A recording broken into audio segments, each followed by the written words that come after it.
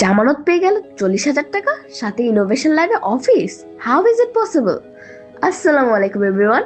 Recently ইউআইএইচপি থেকে জামানত 20,000 টাকা পায়। বাই দ্য ওয়ে, ইউআইএইচপি হচ্ছে world bank funded government program, যেটা আইসিটি ডিভিশন এবং ডিইআইইডি প্রজেক্টের আন্ডারে পরিচালিত হচ্ছে।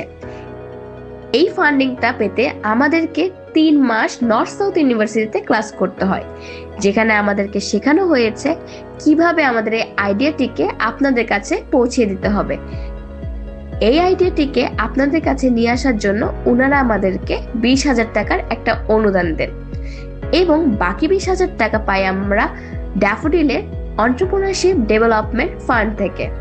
নট অনলি দ্যাট, ড্যাফোডিলের ইনোভেশন ল্যাবে আমাদেরকে একটা অফিসও দেওয়া হয়, এবং এটা এখন আমাদের জামানতের হেডকোয়ার্টার।